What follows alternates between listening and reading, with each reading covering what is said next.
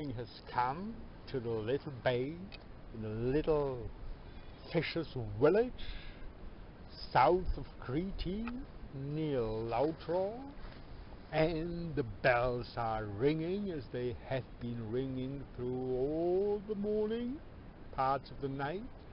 The goats and the waves are running to the shore, and the fishers are already standing in a sunlit boat, and the horses, few of them, are grazing, and the sun is coming, and the tourists are still sleeping after a good dinner and supper. And what is missing is the heroic morning. Some priests clad in wonderful robes, old Cretan style, MINOAN, whatever, or the later hawked nose men with a kind of caps and black elegant suit like they were made by Oscar Wilde or something like that, or pre-Raphaelitan kind of style, and ladies in these long gowns like Persian goddesses dancing on the meadows and rising up this procession to the temple like Keats would have written about a well-wrought urn or something like that, and accompanying flute and lyra. I say this is missing.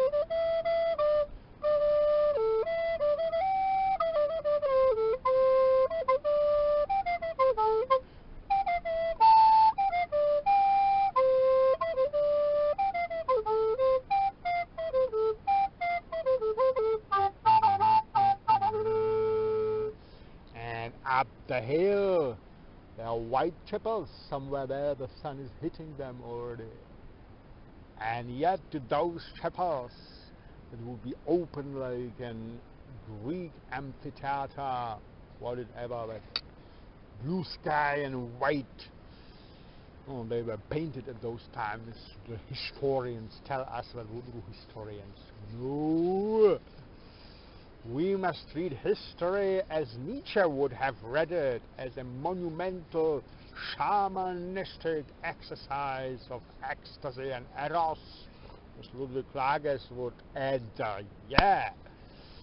So, and those mighty gods of the sea and the blue sky that are dominant here, and the rocks. And in old times, that were the whole little woods here. That would not be just one tree standing to and fro. It would be a canopy of green, lush eucalyptus trees, smelling with soft ground, and barefooted goddesses with gowns embroidered hair. Inspired artists would be carrying pots of pottery painted, right, inspired artists again, naturally. So, and to those temples we would rise, and then we should commence the ritual of fertility for the valley here, and for the sea, and for the sky. Well, and then we should commence also the agricultural work on those biological farms. And this is missing, yes, this ritual introduction. And I have this idea whenever I travel, wherever I travel, that as soon as the local population loses the rituals, loses the touch, the feeling of the local gods and goddesses, be they demons or whatever, and stop performing rituals for them, something is lost, and the everyday becomes just, doing the routine, getting up and going to Japanese four-wheel car, driving somewhere, bring the goats there and home, milking milk and whatever. So let's change it.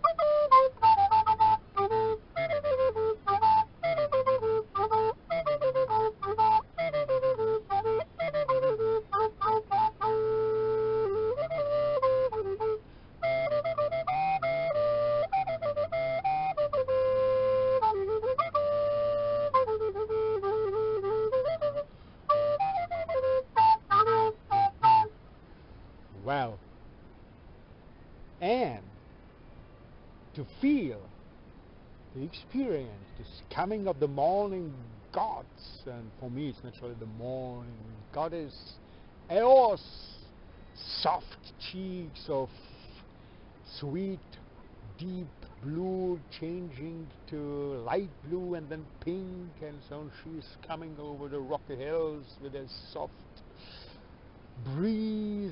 So to see her, to experience this, you naturally must sleep outside, as I did, coming here late at night on the trek from Lautro to Agia Rumeli on the south coast of Crete, overlooking the mighty violet and deep blue Libyan Sea, taking a ritual bath down the small fisher village, rising up a rocky path. I found a roughly leveled plateau to lie down, cleaning the stones among the herbs, only to realize in the morning that my artist's godlike head was resting close to the manure of some local horse, but it was smelling like in the paradise, okay, because it was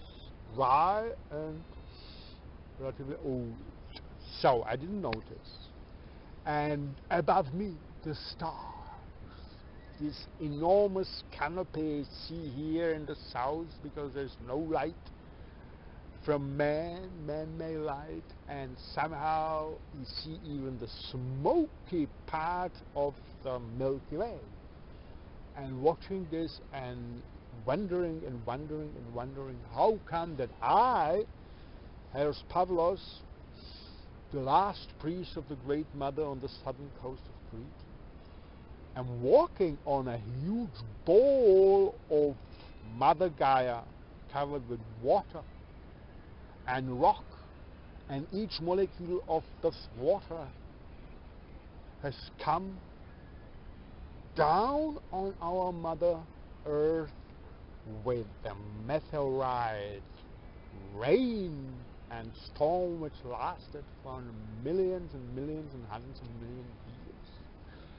And this huge ball on which I walk, which is rolling now to the, yes, it's rolling to the east, falling down, so to say, below the sun, invisible for those visionaries that sit on similar rocky and whatever shores of their planets, because planets are not visible. You see only the stars, and but so many. And thus wondering, I fell asleep, and in the morning, literally, I felt the soft coming of the morning goddess over those hills to the east, because she was feeling homely compared to this enormous perspective of the stars. So, and then you feel grateful for, for feeling the morning breeze and feeling the homely-like quality, and the bees are coming, and so this is it, what you should do. And naturally, if you watch a football match, and then you have, some whatever typical discussion in the evening, so then it doesn't seem to you very inspiring when first morning breeze moves the draperies or whatever in your window here. You wake up and you go to the all-inclusive Frühstück, breakfast, which is naturally not the way an inspiration and air may come to you. And then, if you are a local hero here fighting on the last southern front of ecological goat farming and milking, and so you turn the keys in your machines and you go up the rocky hills, and it all seems rather great.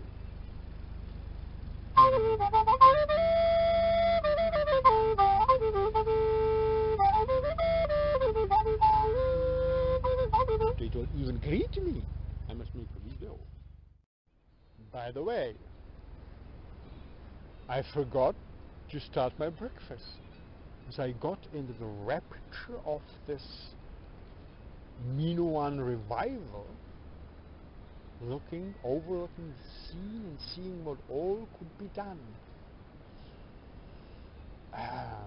So I forgot my breakfast. So, by the way, it is certainly a kind of wellness project, because you see, you don't have to go on a diet and calculate some calories or whatever. You simply have to open your soul to the spiritual realm around you. All those demons and gods and goddesses that walked here before you, and all the heroes and pirates, they were here out maybe. And just yesterday I was embarking on the boat in Horastavkion, and I read before the message about the evacuation of Allied troops in 1941, and as this relatively long trail of tourists was getting out and walking up from the ship to those cafes full of delicious food and easy atmosphere. I had this vision of those, heroes and warriors of the Second World War that were fighting mightily here, stop the German invasion, and they were, evacuated, and so they were going in huge numbers also on this, maybe the same track, but they were not, so I would say decadent as this tourist population today is. So they are here also, the heroes who are fighting old and new. And if you open yourself to those memories, and we know from geomantical research that the soul upheavals, soul ups and downs, the drama of human experience is somehow recorded in the landscape. Okay, because the soul of man is of very similar quality as the soul of Mother Gaia. Nobody knows what the similarity is, but nobody even knows what the quality is. So it is a speculation, but every one of you can feel that he or she has a soul, definitely, and that this is going up and down according to, we have our various measures, what is up and what is down. And yes, so, and in the moment of great stress or a great passion, the individual shell of the human soul is torn, is broken, is cracked, and the soul in the quality of images and feelings is flowing out and somehow interweaving with the soul of Mother Gaia, which definitely is not of the same quality, but a similarity is there, and somehow this is being kept. And so if we get ourselves into an artistic rapture or inspirational stage of soul and body, above all body is very important, walking, swimming, exercising, and so on, dancing, music, and so on, then you can feel what there was, and the traditions come to you, and they are living, so that you forget your breakfast, basically, and you devote yourself to those rituals, and this could be for the tourists, this could be for the farmers, this could be a unity of, celebration of the daily routine rituals here. So for that, what has to be done? Temples have to be built, and they must arise in a natural way. So United Nations or whatever, European Union, Brussels or whatever, some institution that will realize that this is the last possible, way of saving the traditional European culture, and maybe culture anywhere in the world, must say, okay, this is it. We make a grant to all those pilgrims and poets and artists and visionaries who are ready to sacrifice their, organized lives somewhere in the cities, universities, or whatever they did before, and they simply walk on the trails of vision, and then they settle down on a place that speaks strongly to them, equipped with musical instruments and maybe some books, whatever, tents and flutes and so, and they start to perform there these rituals. And naturally they must know the language of the locality, and they will go to the farmers and they will work with them, and they will teach them how to turn back to those glorious times, and the tourist will stand with, open jaws, staring at the beauty and power of the local farmers, and poets will, and professors and students of history and anthropology will, shower ashes on their heads, full of concepts, and will throw off their university garments, and they will kneel down in front of those farmers and young goddesses that will, milk the goats and embroider and make the pottery and dance to the gods and goddesses. So this is my vision, and the European Union has there are thousands of people in Brussels, and translating to and fro all kinds of very peculiar, unreadable laws and suggestions and communications and proclamations. And this is in simple language to be done over a weekend, and tomorrow visionaries can rise from their beds in the morning and struck by this, vision, they will start on the trails, and in 10 years we have changed the course of our history. So this is it. Now it's time for breakfast, yeah?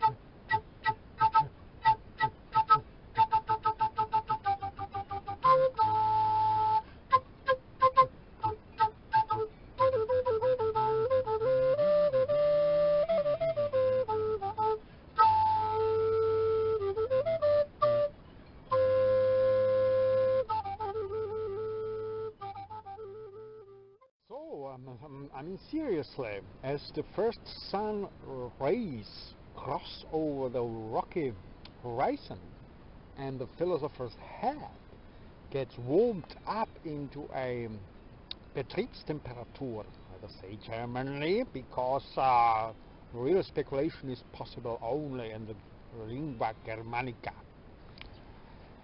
and Latin. But for the sake of international public, I will change between German and English. Wenn man einfach nur grundsätzlich sagen muss, ja, dass schon die ganze griechische Mythologie, man muss natürlich die Werke von Bachofen voraussetzen und Klages, hier das zu sagen deutlich, dass die ganze griechische Mythologie schon eine Dekadenzerscheinung ist, eine Umschreibung einer Geschichte, dieses Kulturkampfe zwischen der minoischen, mehr oder weniger elementaren Religion, ja, der großen Mutter, das sich noch dann im frühen Griechenland in diesen Dämonenkulten, also diesen vorsokratischen Philosophen haben noch eine Spur davon, dass man die Welt ohne personifizierte Götter erklären kann. Well, let's turn back to English, because it would have, my temperature, my philosophical speculation temperature would rise over the boiling point, and I would explode in a rapture of unutterable secrets. So, as I here enjoyed local orange, and after some 30 years of hard study of German big books, the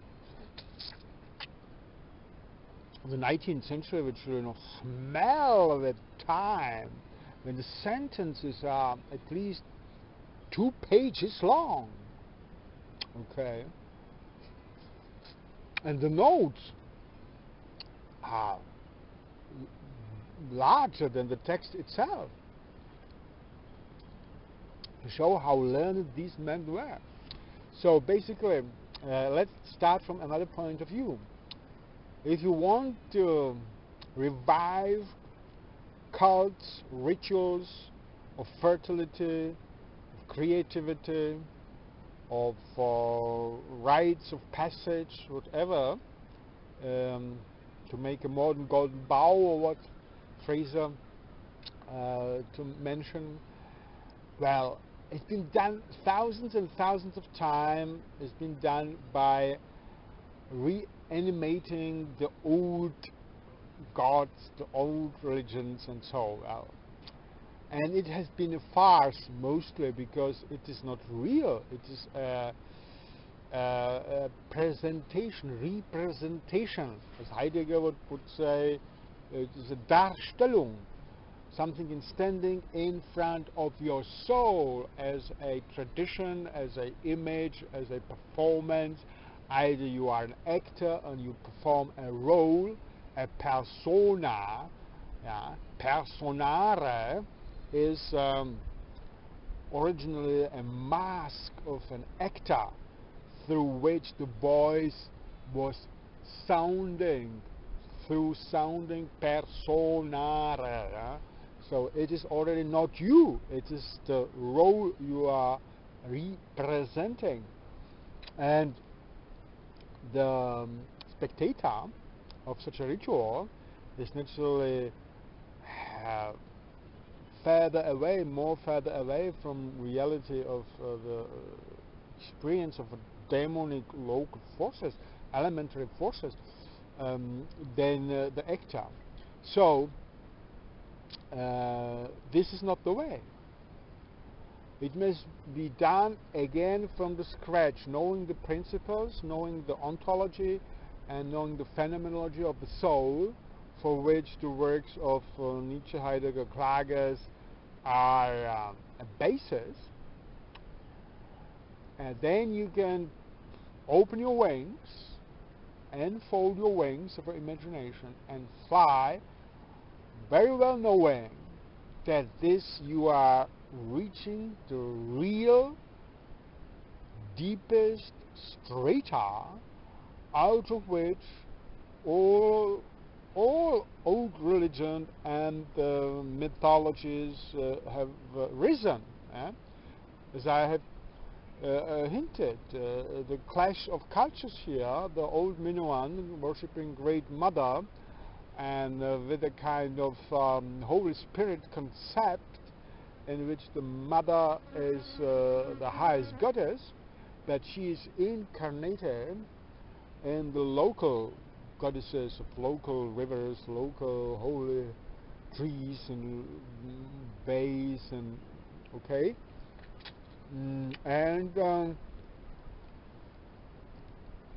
but to say the ratio of the demon of water, of fire, of air, and the rock, and the stars, and the stormy sea, and the blazing sun, as experienced by the body of the worshipper. And we must also say that at the beginning there was not a priest special caste.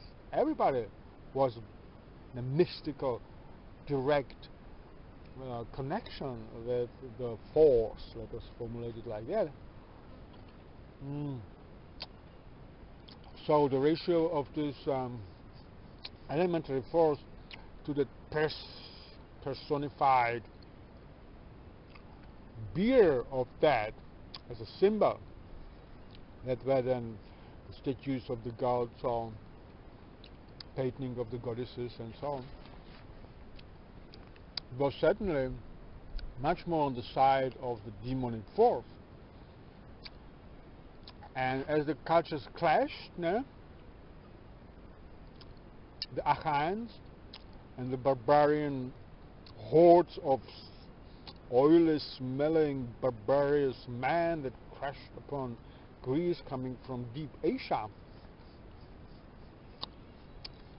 and they took some time to overcome Crete, some 500 years, because of its insular position. Well, they were standing there with open jaws, looking at those palaces and looking at those priestesses and looking at those clothes and pottery and embroidery and quality of life. They were simply like a punker who comes into a museum of art. No, well then, what did they do?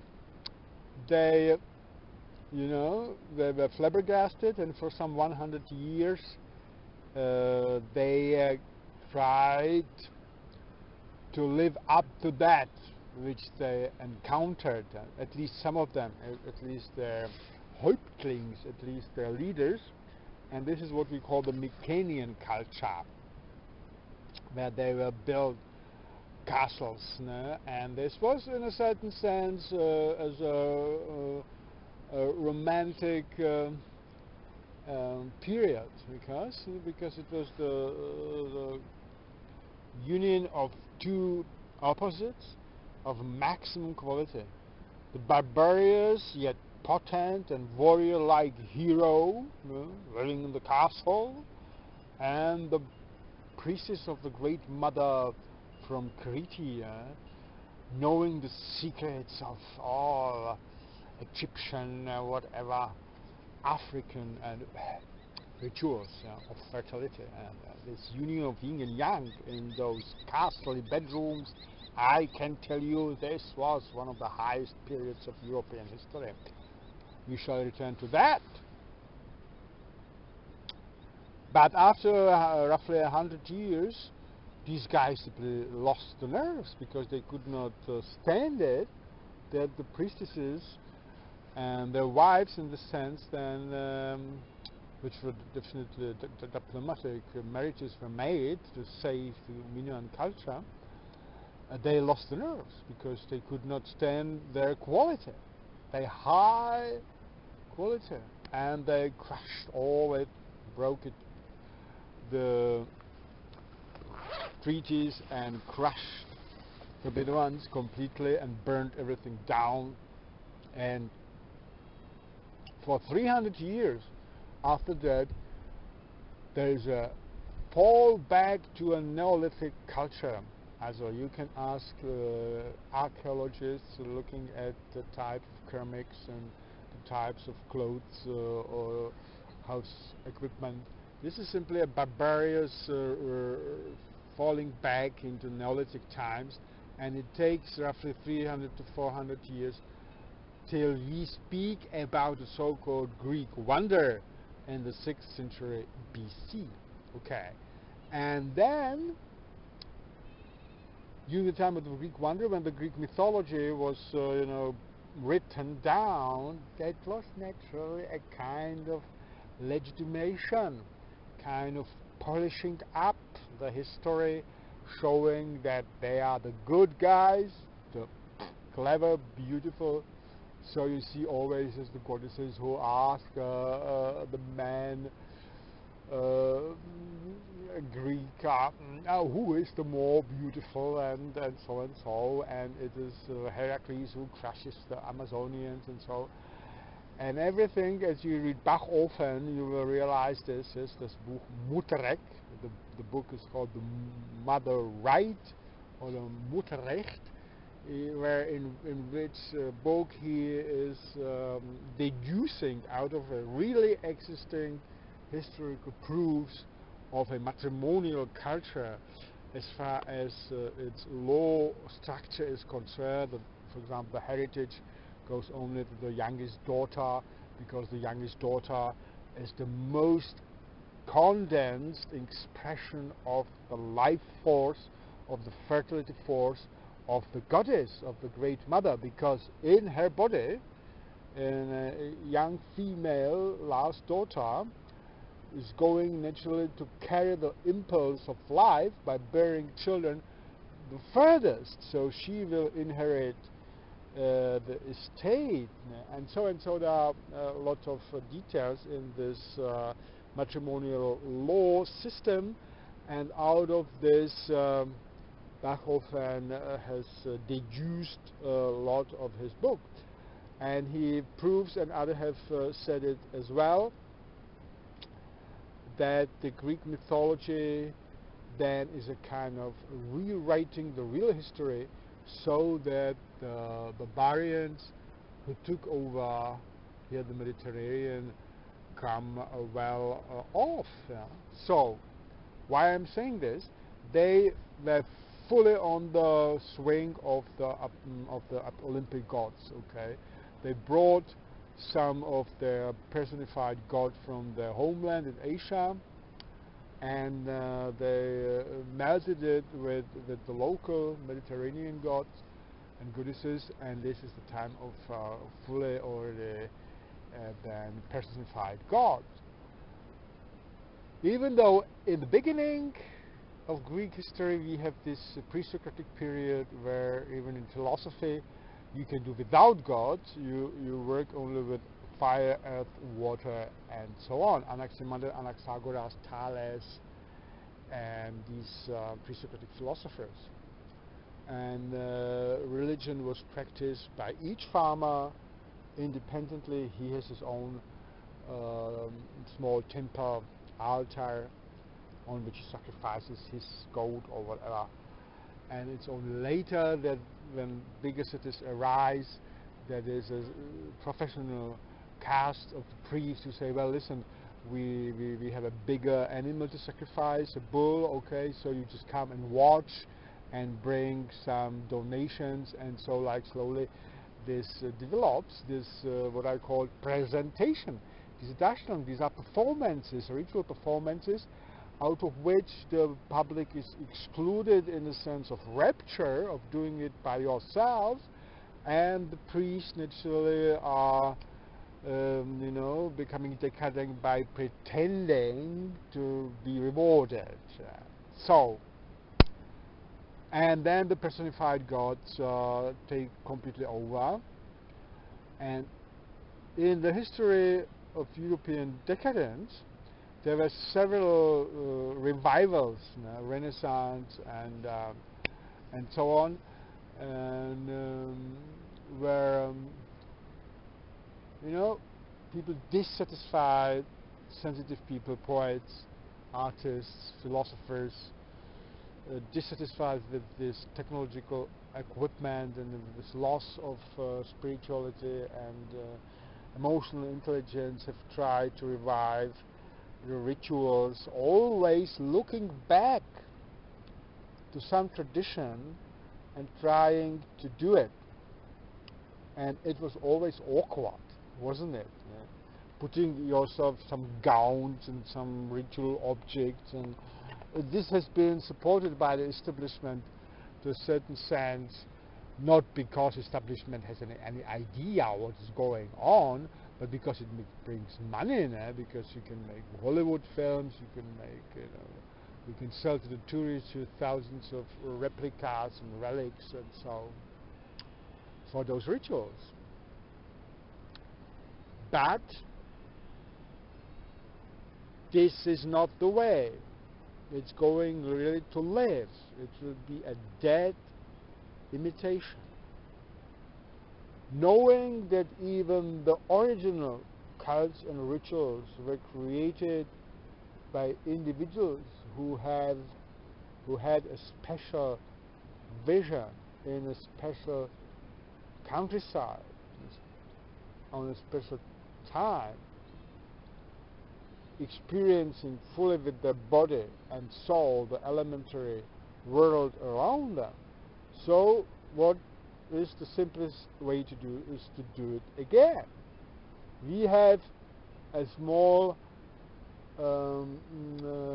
kind of revival of that in the adrenaline sport for some people, riding on a mountain bike like hell somewhere on the rocky coast and then jumping into those cooling waters with 180 pounds hot blood pumping and sweat running over your eyes and cooling and crashing and deeping down and coming out and seeing the beauty around you and feeling the power of your body is certainly much more an authentic religious experience as far as the elementary forces is concerned than, you know, talking about it in a church of some alternative religious society and performing strange movements to invoke these forces. But the modern sportsman lacks the guidance of the modern sportsman's priest. And here I sit, almost naked, blazing sun on my shoulders, after, you know, performing these physical rituals for at least 20 years on such localities as this one. And then I tell you, this is a valuable, precious moment of your life if you come with a full power, so to say,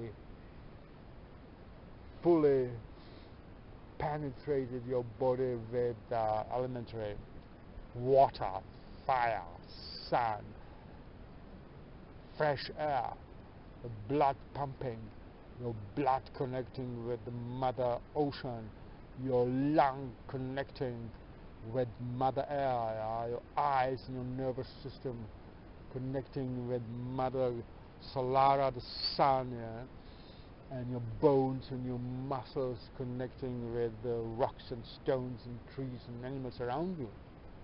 And then at this moment you start to perform a ritual. It is you slow down and you look for some ritual movement, like maybe Tai Chi, maybe Qigong, maybe your own creation, but trying to feel with your hands as if, you know, moving, sliding down the hills, embracing the bay, the water, rising, breathing in, rising up to the sky, the blue sky, opening your palms to the sun, and breathing out, bringing it all down through the earth, through the rocks go your hands, your arms, and taking in the warm core of Mother and bringing it up to your belly or something like that. It doesn't have to be studied and doesn't have to be drawn into charts and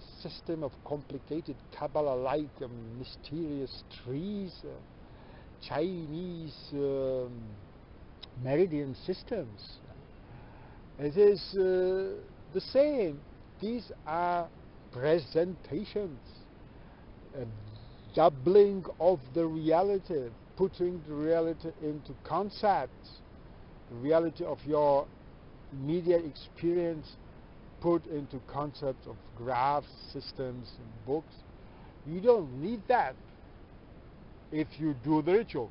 Then it is evening and you have filled your body and soul completely with the elements, and you have had a good supper, and the fire is cracking, and you want to read a good book. Well, so be it, and fly on the wings of your fantasy. But if you do the ritual, you don't need anything. You just need your own body and your own soul. Okay, no mind is necessary. We must finally come to the conclusion that the English empiricism, with this terrible creation of mind and the kind of patchwork puzzle combination of perception into higher perception and second level perception, and this is Locke and the other guys. This was a great decadence, failure, because they stopped differentiating exactly between the soul, die Seele, meine Damen und Herren, and mind, which is the cognitive power, basically die Vernunft oder der Verstand oder das Bewusstsein. Dafür ist Klages Welt may be Sonnensystem und Galaxis führend. Das übertreibe ich, ja. For this, the German philosopher Ludwig Klages is #1 in the world and maybe in the solar system and so on. Yeah. And yes, difference between soul and reason, analytical reason. Soul unity is in unity with body. This is life. Body and soul are a unity called life. And the analytical mind, cognitive power, reasoning, calculating, even imagination that is guided by a willful power to imagine. It all is extra life, all artificial, non-existent in the sense as our body exists, as our soul exists. And so what you need for your rituals is to get rid of the analytical mind, to stop conceiving how it should be, what you have read, what all the great traditions have said, and so that you could look like, your ego is controlling your. I must have a look. I just had a look at this epoch-making lecture in a small bay overlooking a small bay behind Lautro, south coast of Crete, direction Ardea Rumeli. If this epoch-making lecture is going to be preserved, yes, so as I was pointing out, this I have to put on my philosopher's hat, sun hat, because otherwise the working temperature of my soul and body would get to a boiling condition, which would bring me to a rapture of such quality that a reasonable word would seem to me a failure. So, what was I saying? Yes, in the moment you really experience, well, you have to see that I have digressions. I have a certain idea, maybe say certain feeling, better to say certain feeling, certain image, certain experience to convey, and I just get into it, and it is guiding me into different directions. It's like Heidegger would say that digression is a sign of really circling around an important idea, an idea important for human life. Yeah. That if you go straight forward directly according to a certain system in your lecture, and you have it quantified in subjects and under subjects and paragraphs and so, then he would say you are definitely missing the core of the issue, because humans are not machines, so digressions are natural.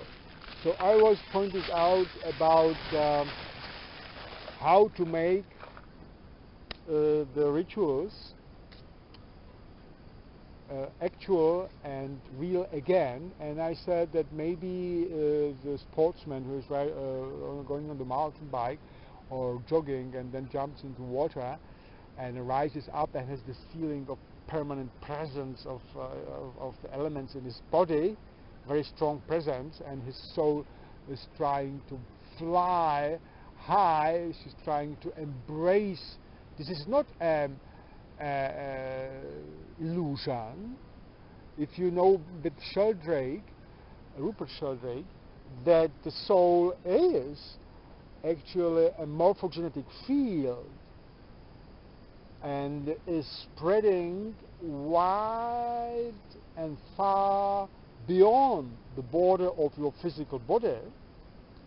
So in a sense that Klages would say, in this moment of explosion, of physical rapture, in which the analytical mind is, thrown away, is exploded away from your soul and body, then naturally your soul has the ability to spread much more, and it really is, in this morphogenetic field, really is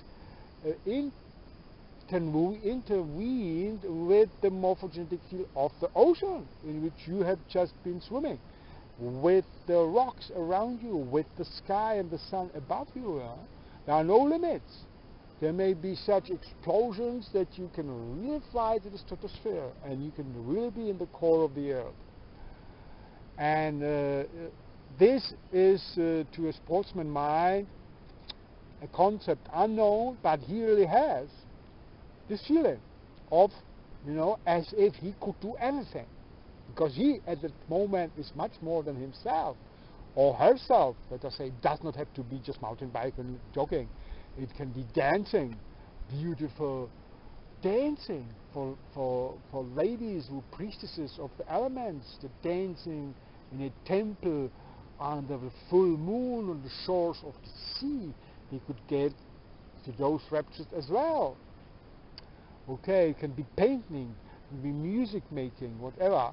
I simply stress this physical element of exercise because I am myself a somatoid type and have done a lot of such body-centered rituals, and also the decadence of the human analytical mind has reached such height today that the philosophers like Peter Sloterdijk, now a German #1 for me at present, says it doesn't work without a body.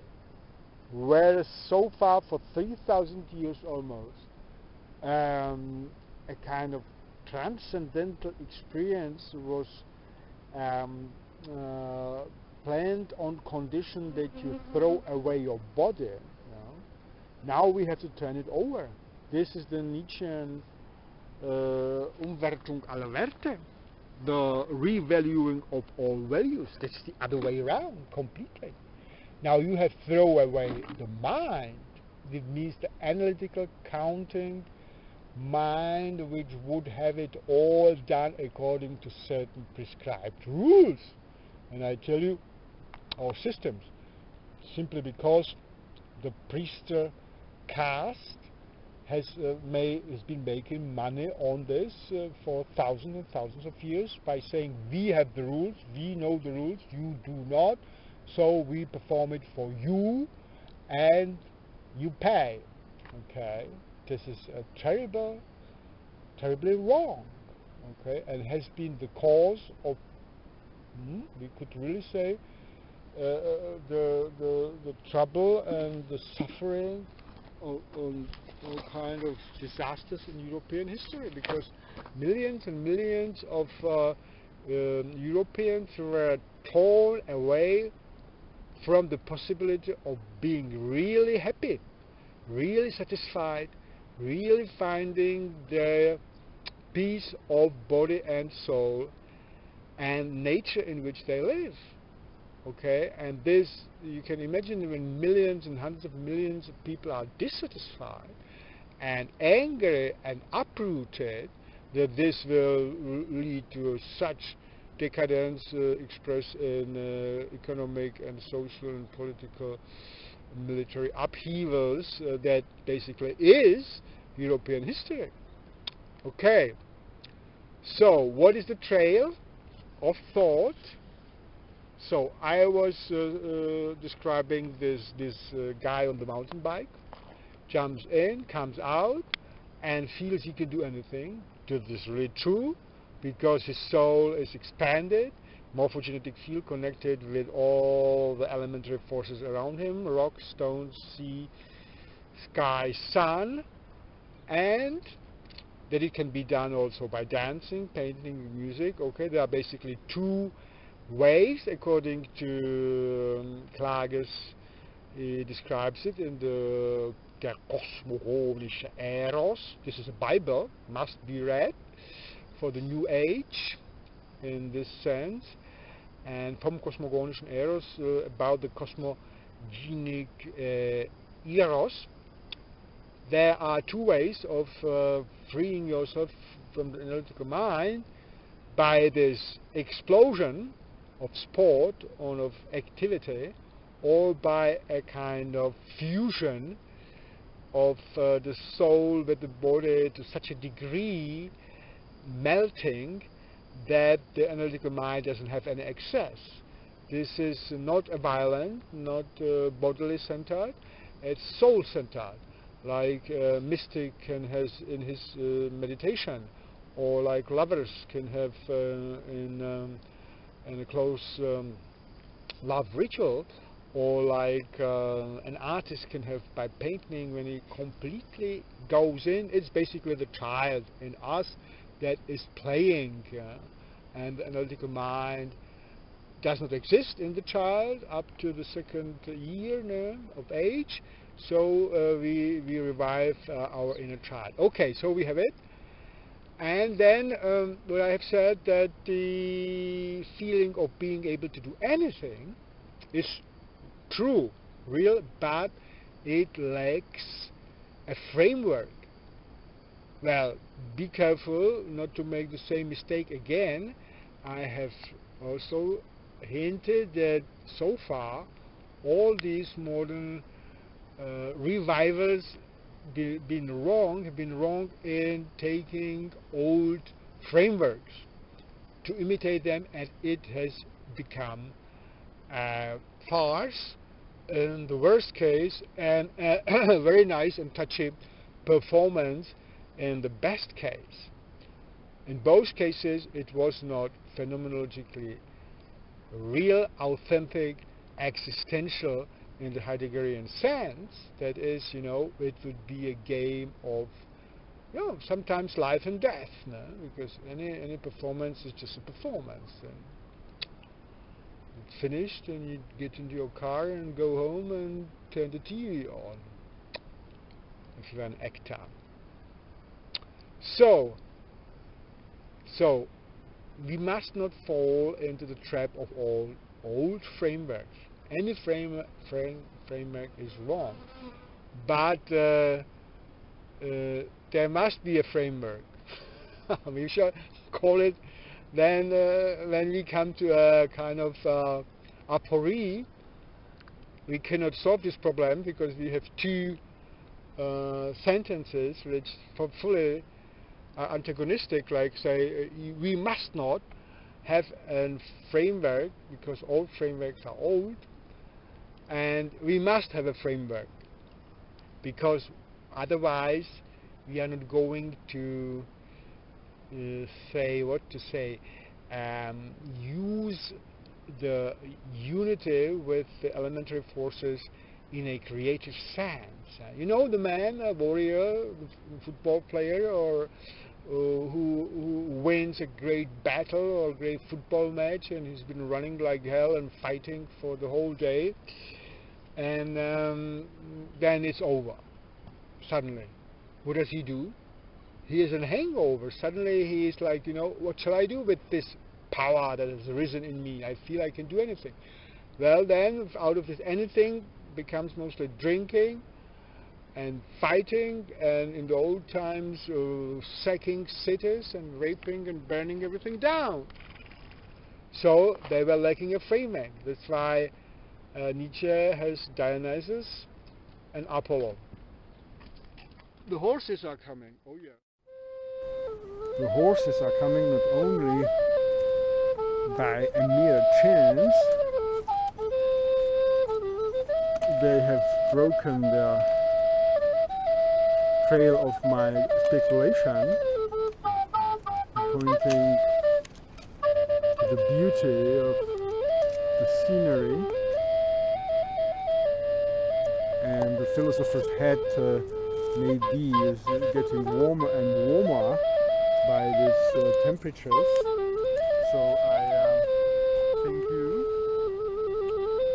messenger, is a chthonic messenger. Horse is a chthonic animal, and it represents the great mother, or the kind of underground cults.